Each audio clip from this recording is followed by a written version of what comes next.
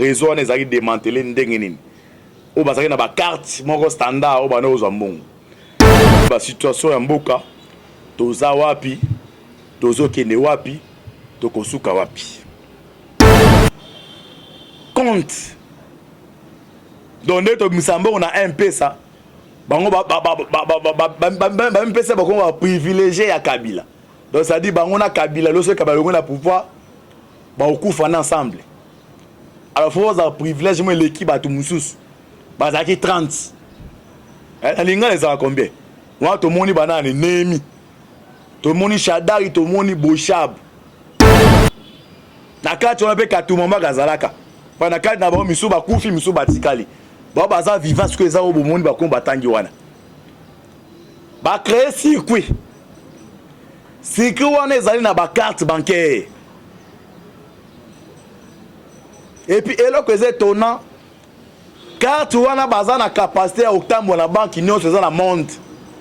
Au Rao Bank, au BGF Bank, au Western Union, donc à travers carte on a salé les banques, à Okende, n'engue na ba compte, et la compte ya banque, par mois on a la capacité de ça par exemple $1000, ne ba compte ya MP c'est ça ba Airtel Money, bango par mois bazali na capacité de ça $50,000.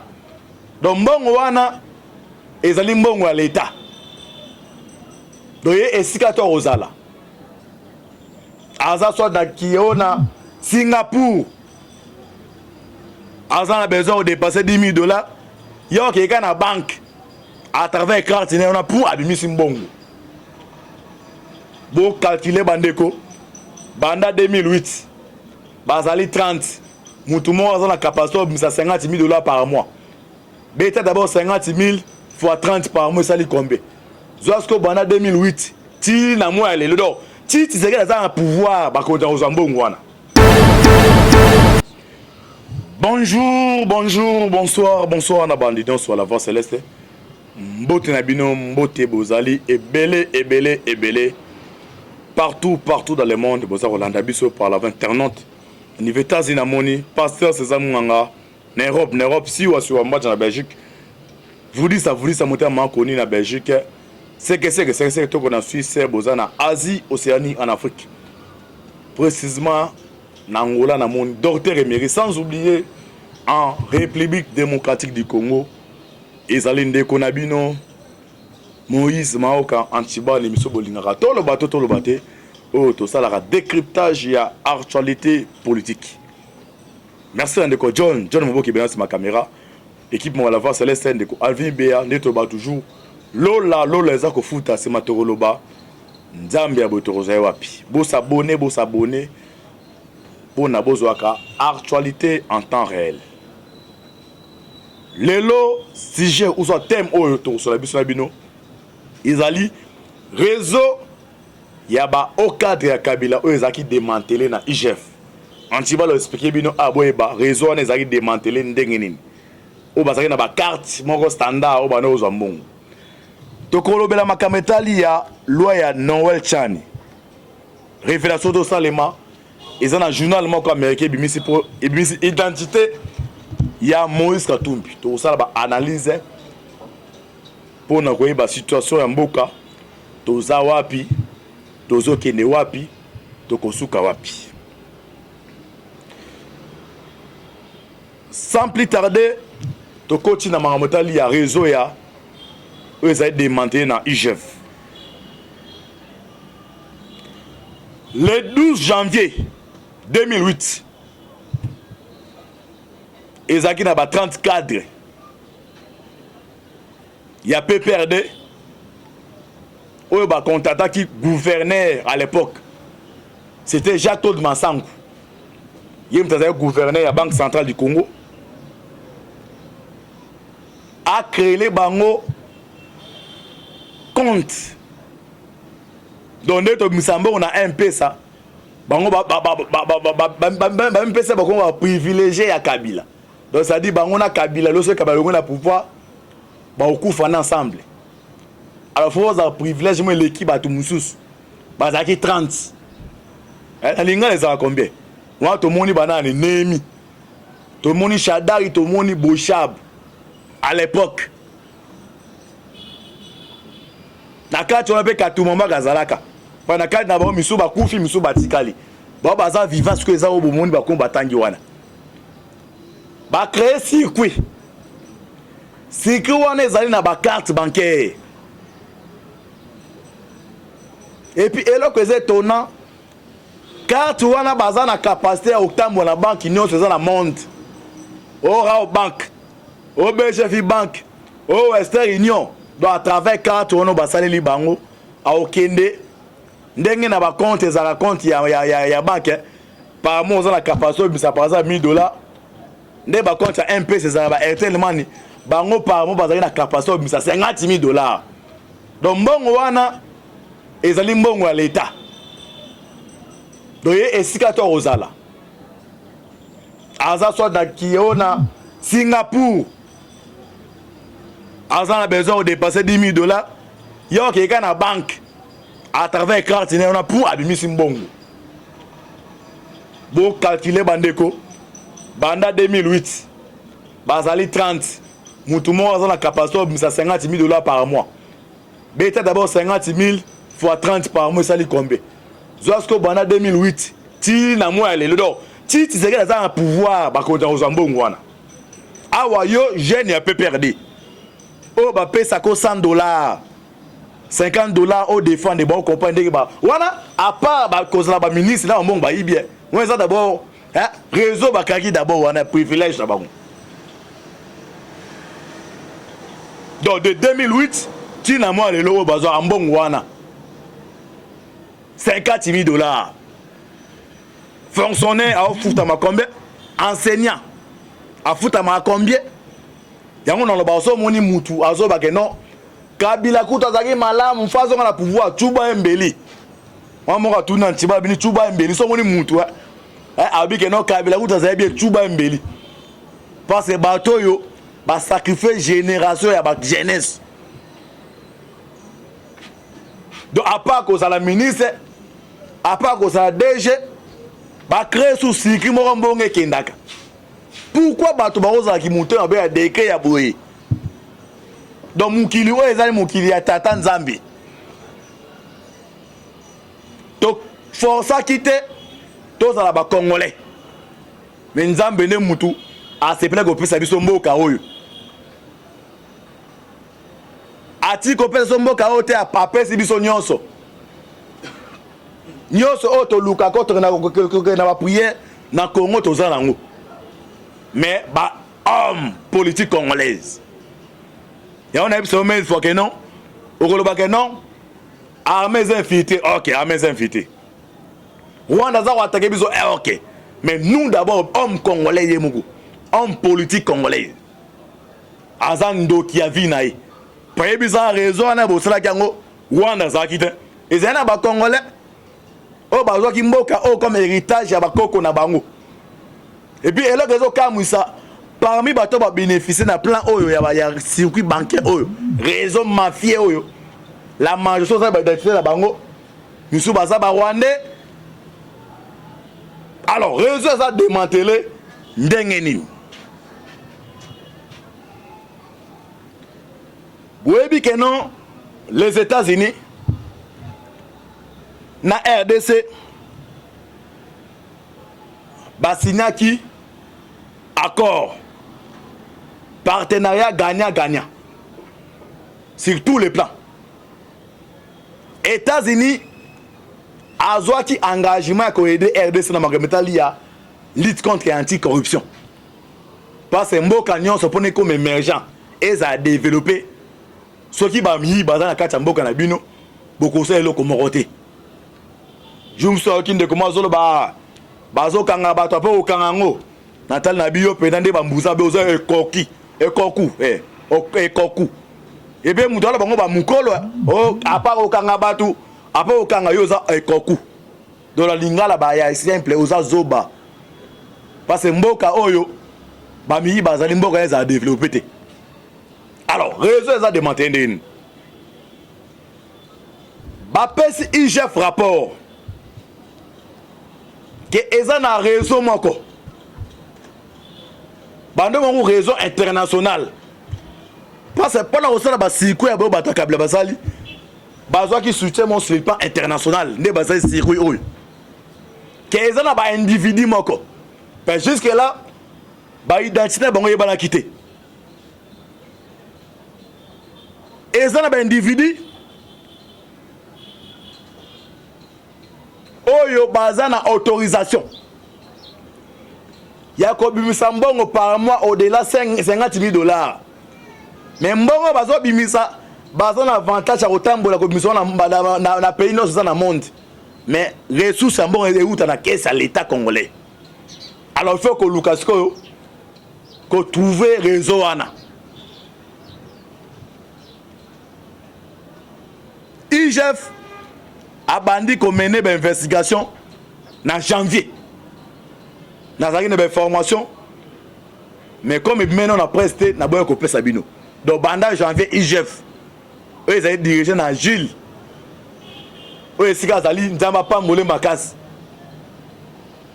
Nous avons tout dans IGF en haut. Bah outil dans l'eau là, bazalé wana banda kala. Mais ça les cambier système.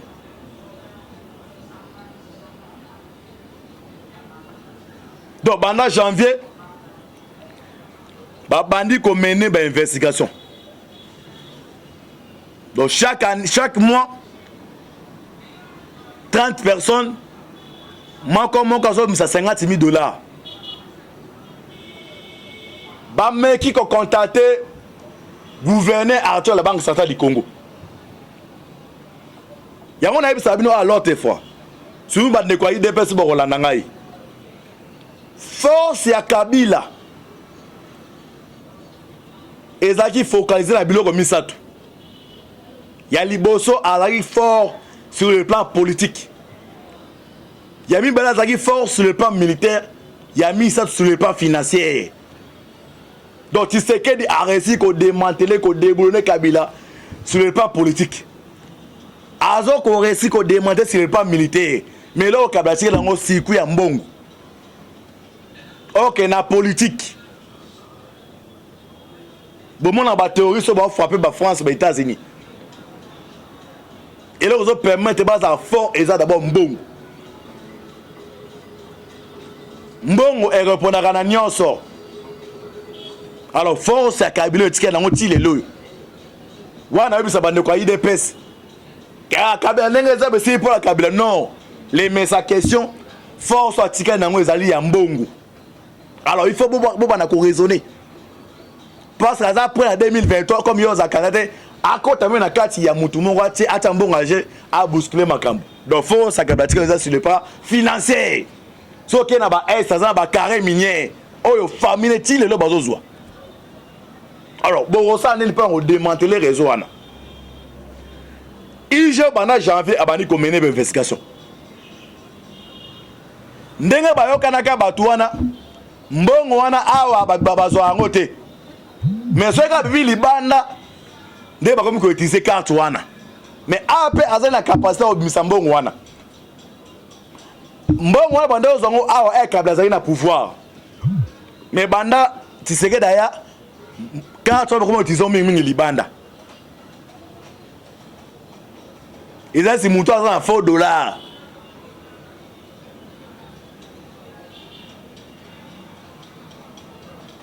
Alors, IGF a bandi ko mener une investigation na. Nani oya reversé comme cible zaki nani.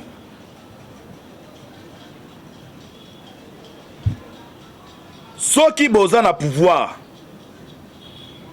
Ozoe bako bomba te. O regete o le lamunoka mboka. Tala eka musa bata Kabila. Nyonso bazaki dango meta mukie. Ils sont basés là comme on sait à $10 mais tout mais yo. Par jour on dépasser $200. Pour nani et d'ailleurs robinet. Pompe bando bimsambong. Dans mon tabi ko lukambong on ne ba lukambong boité. Abi ke on a kenesikatel na zumbongo. Mbongo wa l'état. Alors elle bakangi robinet wana. Aye bazo sika ozulati. Semaine passée Ben Karib il a collaborateur proche de Joseph Kabila. Tant que Kabila Zaki président azalaka conseiller en matière diplomatique ye pe azali na kati ya réseau wana ndenge ezalaka envoûtement déjà IGF alertaki tous les babanki oyo eza na niveau ya Congo même oyo ya libanda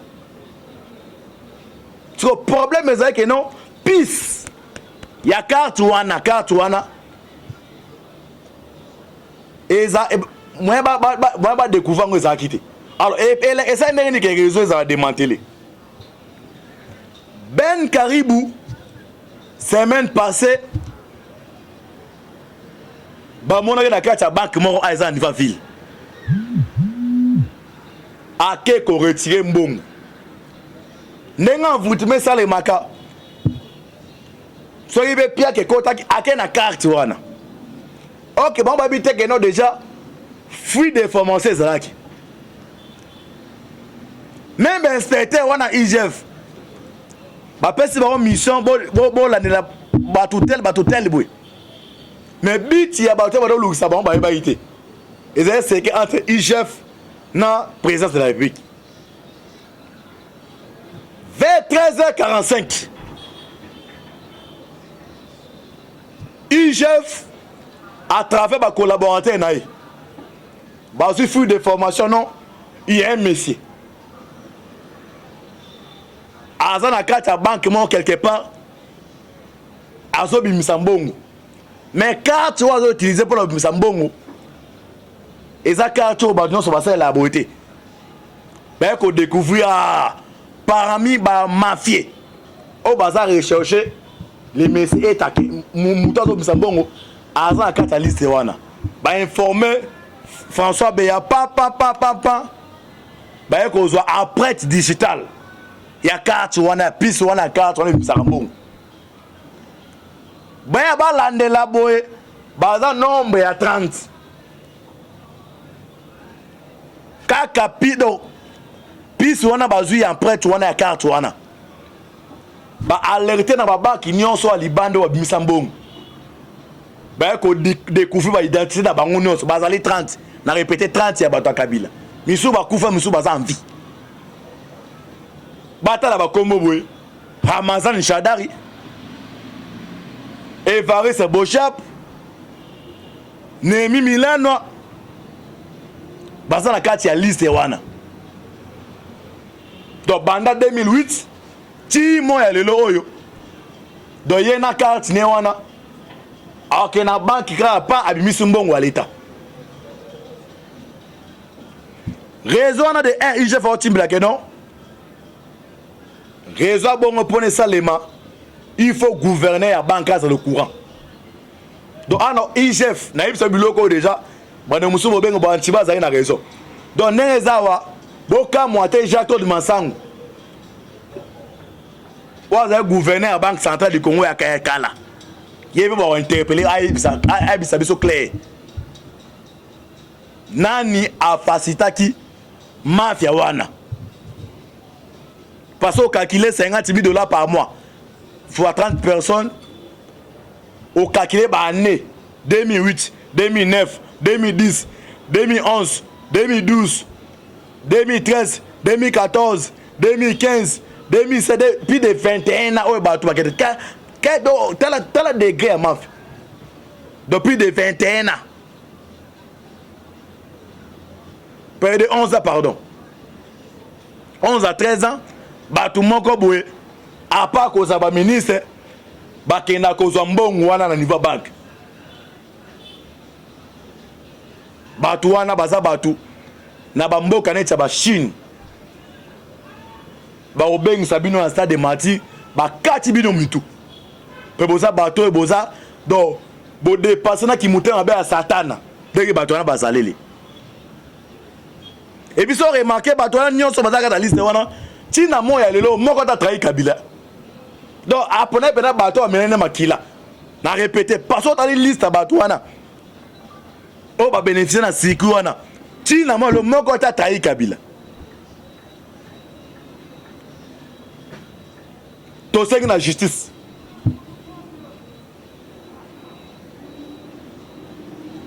il faut bato yo basambisa bango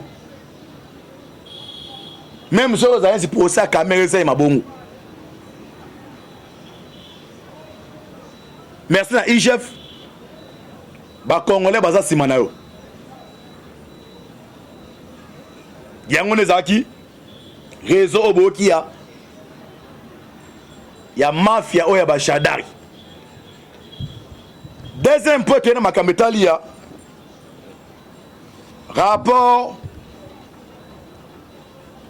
dossier loi ya Noël Chan. Loi ya Noël Chan oyo azosenga pona kozala candidat président de la République. Il faut papa na yo na mama na yo bazala ba congolais. Mabe ezali wapi?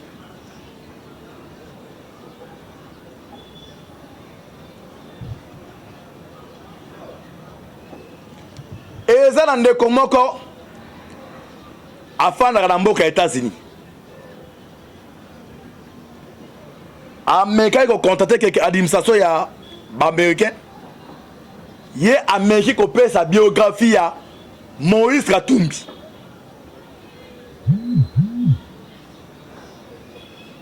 Pe awa soki référendum salemi ngai no proposer boye.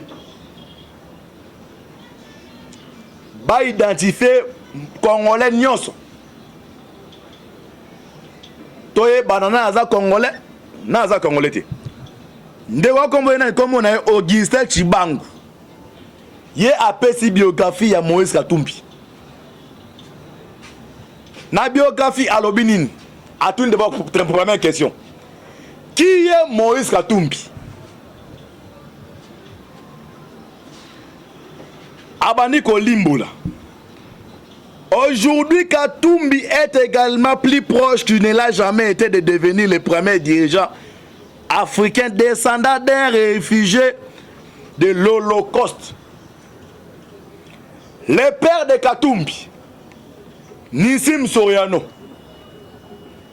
était un juif grec qui a fui l'île de Rhodes des nazis et s'est installé au Congo dans les années 1930. Alors qu'elle était encore une colonie belge, Soriano avait une copine congolaise dont ils ont fait un enfant, Raphaël Soriano Katebe Katoto, vers les années 1944. Donc papa Bakatumbi, Azaki juif, na année 1930, ayaki na Zambie, amoni mwana mwasi moko ya kitoko, maman ya kitoko, azali congolaise, nde alingie baboti Katebe Katoto, o azali grand frère ya Katumbi. Anazo répété ko benga te au finga. Pardon. Nous avons fait un rapport à Augustin Chibangu. A continuer. Donc, plus tard, Soriano a épousé la fille d'un chef local zambien, Mwatakazembe 14, Chinyata Nankula, avec qui il a eu des enfants. Nazim Oazali papa Bakatumbi. Aouti na grec na Grèce. Aye na Zambie. Et à l'époque Rhodesi de Nord c'est Rhodesi ni wana. Amoni mwana mwasi mwa kitoko ya mwana mwasi. Na 1944. Alingie abotine mwana mubali. Katebe Katoto. Après sous na Zambie alingi sous mwasi mususu. Ayako bota bana mibale bana nga boche za banani ya liboso Abraham Soriano et Daniel Soriano. Abraham Soriano et Daniel Soriano. Daniel ande otoza chambwe tchap au monde en Katumbi tchap. Tout le bateau. Et à qui il a hérité un empire commercial de pêche. Tinamo alelo oyo Katumbi a un problème na Laurent Joano. Voilà ce que président Angola. Parce un peu là na Savimbi. À l'époque, parmi les bateaux qui ont parrainé, qui soutenir Savimbi Mezaki Katumbi. Parce que on ça va pêche. Je me suis dit au limbo là. Parce que là, tu me suis dit une histoire. Quand vous comprenez ma solo. A continuer à l'Iboé. Plus tard, Soriano a épousé la fille d'un chef local zambien. Mwataka Zembe 14. Chinyanta. Nankula, avec qui il a eu 2 enfants. Abraham Soriano et Daniel Soriano. Et à qui il a hérité un empire commercial de pêche. En 1964, la Rhodésie du Nord est devenue la Zambie indépendante. Pendant un certain temps, les chefs ont vu leur influence éclipsée par la politique des partis et les administrations civiles. Bien qu'en 1985, Mwataka Zembe 18 a été nommé commissaire de district à Kawambwa et plus tard secrétaire politique provincial.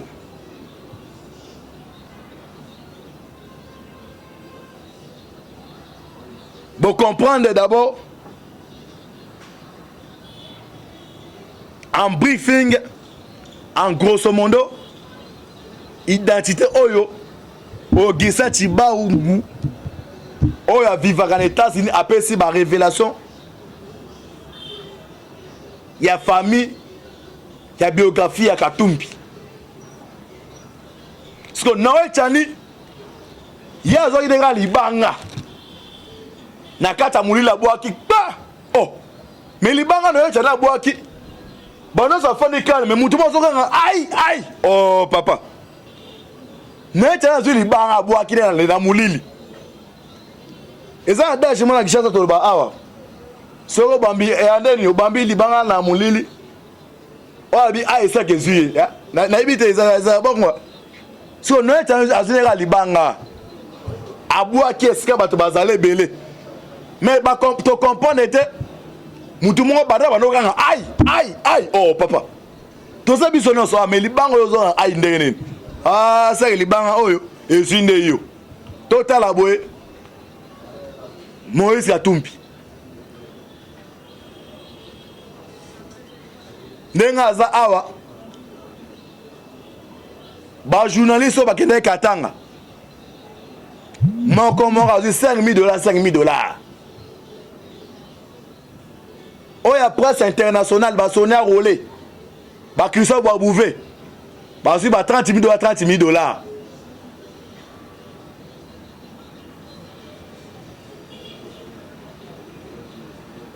Torosenga toke na référendum. Soki ba Congolais. Oyo papa naza Congolais. Maman naza Congolaise te. Oyo papa naza Congolais te. Maman naza Congolaise. Toke na référendum. Parce même condition oyo. Batu musu aboyaka. Mais toke na référendum. Nde ba pona ki yango. Torosenga un référendum et salema pour la loi oh peut-être sur une déconne gagné Haïti pas jusqu'à ne continuer même en vie et quand même pas même proposition de loi mais n'engagez les arabes ballon d'essai on déco non et chana c'est à sali mais bande ko bande odoganga aïe aïe aïe aïe tu comprends que non libanga oyo et une mututel Tous les Congolais, ndenge nalobaka maintes fois, ce qui nous unit est plus fort que ce qui nous divise. Ce qui nous unit, c'est la République démocratique du Congo. Équipe nationale du Congo.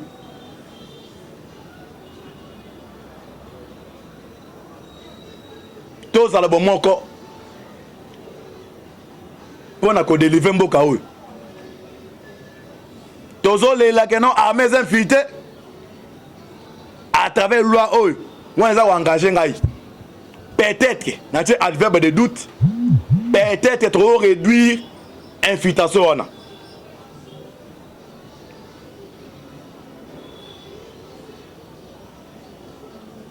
Merci Nandeko.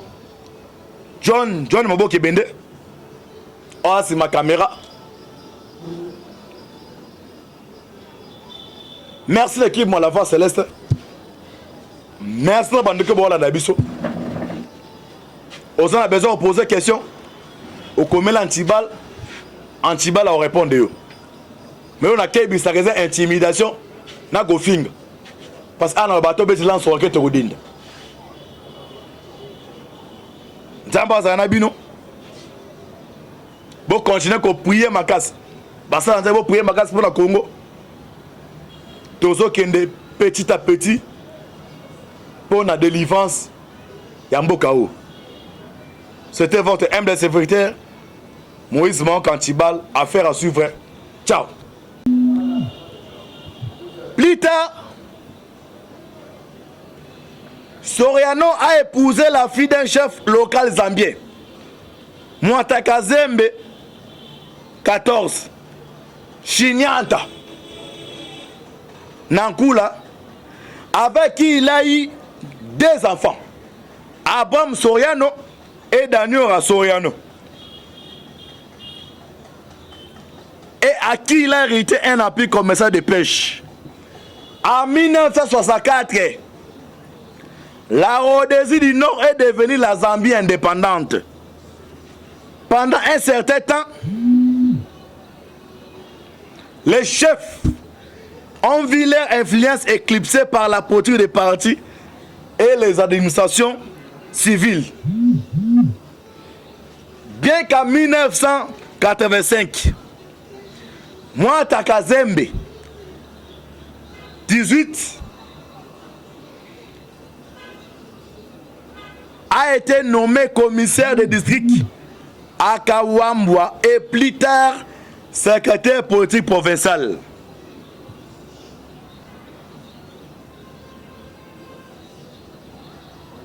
Vous comprenez d'abord, en briefing, en grosso modo, identité Oyo, Ogisa Chiba Ungu, Oyo vivre en États-Unis, après si ma révélation, il y a famille, il y a biographie, il y a Katumbi. Parce que Noé Chani, il y a Zoï de Libanga. Nakata Mouli la boaki. Oh! Mais Libanga Noé Chani la boaki. Bano sa fani calme, mais Moutouma Zoganga. Aïe! Aïe! Oh, papa. Noé Chani la Libanga boaki dans la Moulili. Et ça, je m'en ai dit que Tolba Awa. Soro Bambi et Andeni, Bambi Libanga na Moulili. Oh, bi aïe, ça que je na ibite ça bon moi. So Noé Chani la Libanga. Aboua qui est-ce que tu vas aller belé? Mais tu comprends, Moutouma Bada Banoganga. Aïe! Aïe! Aïe! Oh, papa. Tout ça, bisonne so, mais Libanga ont aïe ndene. Ah, ça, Libanga, oh, et Zinde yo. Total aboué. Moïse Katumbi. Nenga za awa. Ba journaliste ba kende katanga. Moko moko $5,000, $5,000. Oya presse internationale ba sonné à rouler. Ba Christophe Boubouvé. Ba si ba $30,000, $30,000.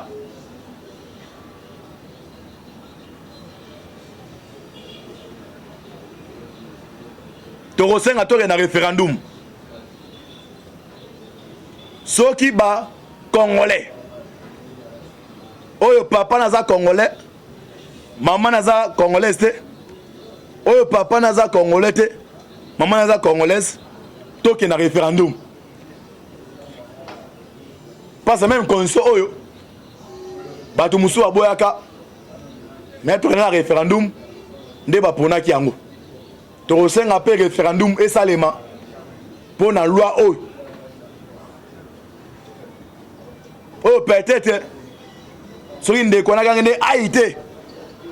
Pas jusqu'à ne continuer même en vie et quand même pas même proposition de loi. Mais ndengani nezaka ballon d'essai. Oh ndeko no echana se asali.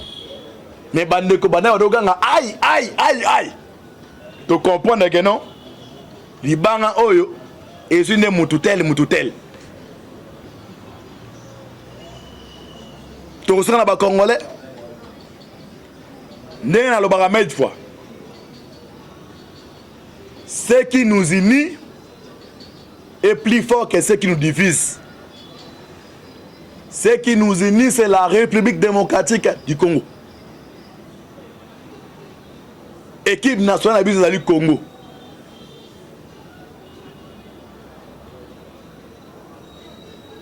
Tous à la bonne encore. Pour nous délivrer mboka oyo. Tous les là que non armées infiltrées à travers loi oyo. On les a engagés ngai. Peut-être, n'a-t-il adverbe de doute. Peut-être trop réduire infiltration.